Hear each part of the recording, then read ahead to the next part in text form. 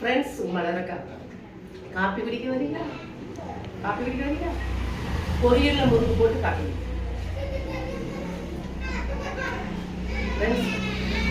இந்த low pressure உள்ளவங்கலாம் ஒரு மாதிரி ஒரு இடத்துக்கு ஒரு கூட்டத்துக்கு ஒரு இடத்துக்கு போயிருக்கும். ஒரு தாத்தா அப்படியே ஒரு மாதிரி மயங்கிட்டாரு.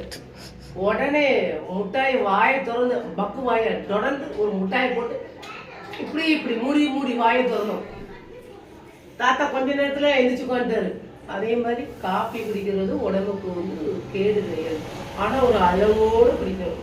காலையில ஒரு காப்பி, சாயந்தரம் ஒரு காப்பி.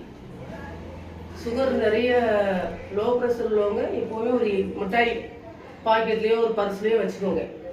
அது ஆண்களாக இருந்தாலும் பெண்களாக இருந்தாலும் இதுதான். சுகர் ரொம்ப குறைவாக இருந்தாலும் அந்த லோ ப்ரெஷர் வந்து தூக்கி அடிச்சிருது.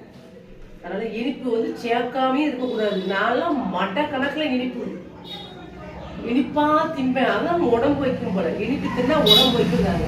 என்ன எனக்கோ பெருத்த குட்டி மாதிரி உடம்பு வச்சிருக்கு. ஆனால் இனிப்பு நல்லா சேர்ப்பேன். இனிப்பு சேர்க்காமே இருக்கக்கூடாது. எல்லாம் நொறுங்க தின்னா 100 ஆயிடுச்சு. வந்தது வரட்டும், போறது போட்டோம். இப்ப என்ன அது திங்காத, இது திங்காத, சுவர் இருக்கு, செவுறு இருக்கு, மிஷின் இருக்கு, கோளாறு இருக்கு. நொறுங்க தின்னா 100 ஆயிடுச்சு. மனசு கலகல கலகலன்னு ஃப்ரீயா எல்லாம் நடக்கிறது நன்மைக்கு. கடந்து போகும்.